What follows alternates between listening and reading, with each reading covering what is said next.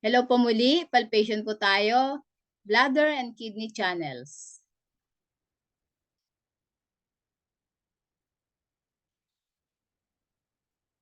Bladder channel.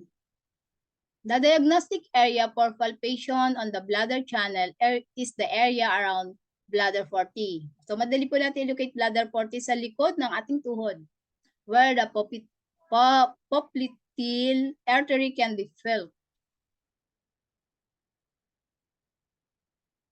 Palpation of blood vessel. If the pulsation in the area of bladder 40 is superficial and large, it indicates conditions such as headache and neck pain from invasion of external wind. If it is deep, so it may indicate a urinary pathology such as scanty urination with edema. So kung rapid po siya, heat condition sa bladder. Ang mga symptoms po such as umiihi na parang burning sensation. So and if it is low, cold condition po 'yon.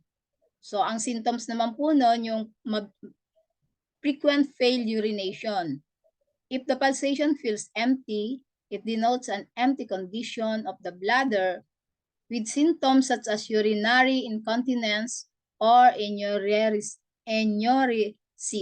And if it feels full, a full condition with symptoms such as urinary retention.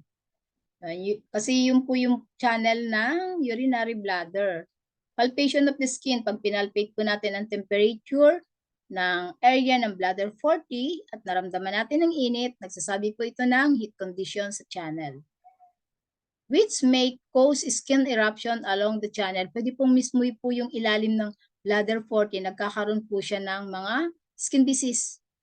So if it feels cold, it denotes a cold condition with symptoms such as cold and weak legs.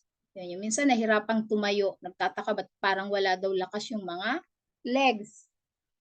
Yan po yun. So texture. If the skin in the same area feels flaccid, it indicates an empty condition of the bladder with symptoms such as a backache from deficiency and weak legs. If the skin feels rough and hard, so denotes po yan ng full condition sa bladder. Yun nga po, pag umiihi, parang hindi nauubos yung ihi niya, meron pa uli, pero hindi naman makalabas. Yun po yung urinary retention. So texture. Tenderness. If the area around bladder 40 is tender on light palpation, so nagsasabi po ito ng superficial stagnation, superficial connecting channels with symptoms such as scalp tingling. Whereas, if it is tender on deep pressure, it indicates a stagnation on connecting channels, proper, and possibly also deep connecting channels with symptoms. Siya po yan yung may mga chronic backache. Yan, from long-standing stagnation. So if there is a spontaneous tenderness na nawawala po pag pinapalpate natin, so empty condition po yan sa channel. Pero kung pinalpate natin mas masakit, aggravated by palpation, full condition po yan sa channels. Okay. Bladder channel palpation, palpation of blood vessel, area around bladder 40. Superficial and large external wind po yun. Pag deep, urinary pathology. Pag rapid, may heat po siya, yun. May burning on urination. Pag slow, cold. Yun yung madalas umihi, frequent urination. So pag empty po, empty condition ang organ. So weak, very empty full condition ng organ. So in temperature, pag hot, may heat condition po yung channel. Pag cold, may cold condition ang channel, especially sa legs. Kung sa texture po, ang pag placid, empty condition po yan, legs and back. Rough and hard, full condition po yan. So, urinary. Tenderness on light palpation, stagnation in superficial connecting channel. Pag tenderness po, sa deep pressure connecting channel proper at saka sa deep connecting channel. Spontaneous tenderness, elevated by pressure.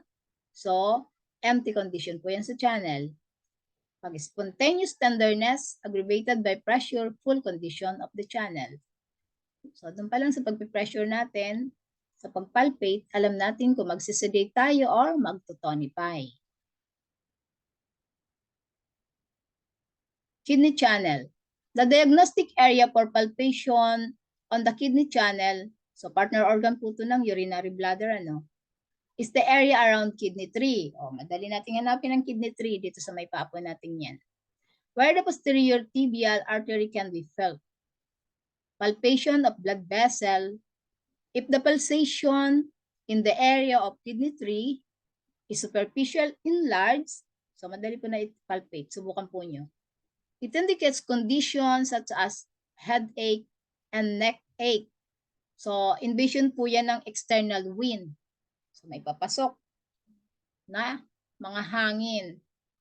If it is deep, it may indicate a urinary pathology such as scanty urination with edema or gynecological problems. So kung rapid po, nagsasabi ito ng heat condition sa kidney. Ang symptoms po niyan, ayun, magkakaroon ng parang burning urination. Yung mainit na lumalabas yung ihi nila, pakiramdam nila. Pag slow naman po, cold condition po yan. Madalas pong umihi yung inyong pasyente. Pag palpate po ninyo at feels empty, so denotes an empty condition sa kidney with symptoms such as urinary incontinence or enuresis. Yung hindi siya makaihi or konti-konti yung pag-ihi. And it feels full, denotes a full condition with symptoms such as urinary retention. So, palpation of the skin. If the skin in the area of kidney 3 feels hot, nagsasabi po ito ng heat condition sa channel. Kung malamig naman po, pag pinalpate natin, may cold condition po sa channel. At karaniwan po yung pasyente din nakakaramdam ng panlalamig. At nagkakaroon siya ng backache and frequent failed urination. Parang yung pasyente ko po nung isang araw, sobrang sakit ng balakang niya.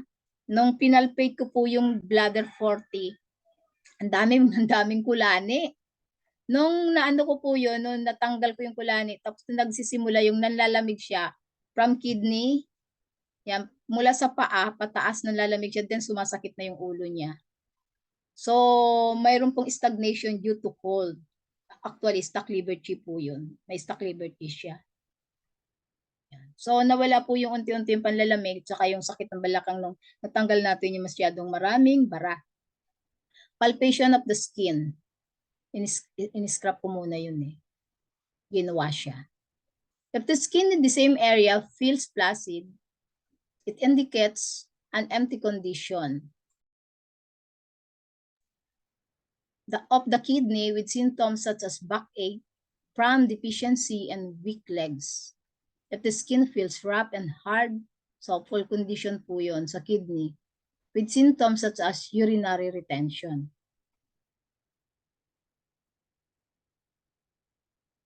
Tenderness. If the area around kidney 3 is tender on light palpation, sasabi po ito ng stagnation sa superficial connecting channels.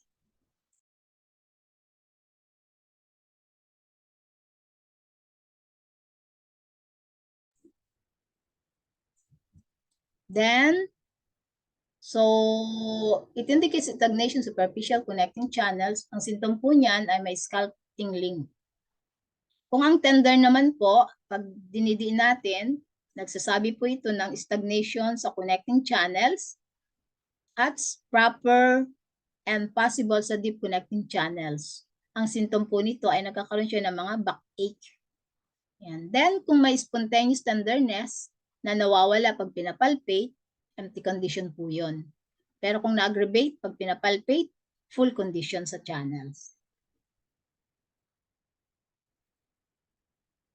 So, ating summary po, around kidney 3, superficial and large, pag pinalpate natin at sa ibabaw pa lang, naramdaman na natin, mas malawak yung nararamdaman natin ng mga pintig. Ito po ay may external wind. Yon, nasa papasok sa kanyang katawan, nasa external pa lang. Pag diniin natin, doon natin nararamdaman yung napalpate natin. So, urinary or gynecological condition. Kung mabilis po ang mapapalpate natin, mabilis yung pintig, may heat po yan. So, nagkakaroon ng problem sa pag-ihi.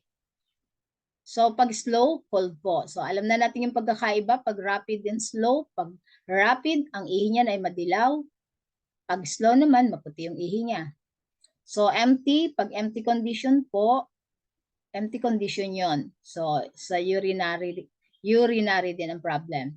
Pag full condition po, karaniwan, syempre, urinary dahil urinary bladder po ang kapartner ng kidney.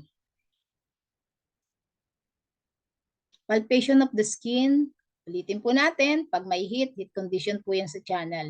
Pag may cold condition po sa channel. Pag placid, empty condition po yan. So, may back pain. Pag rough and hard, full condition po yan. Magkakaroon ng problema sa pag-ihi. Tenderness, pag light po yung ating palpation, stagnation sa superficial connecting channels pa lamang. Pag mas madiin na ang pressure natin, ang stagnation po ay nasa connecting channel or nasa deep connecting channel. Pag spontaneous tenderness po at nawawala sa pressure, ito po ay empty condition sa channel. Pag spontaneous tenderness at lumalala, mas sumasakit sa pressure, full condition sa channel. Thank you po for your attention. I-practice po natin to kasi malaking tulong sa ating pagdadiagnose.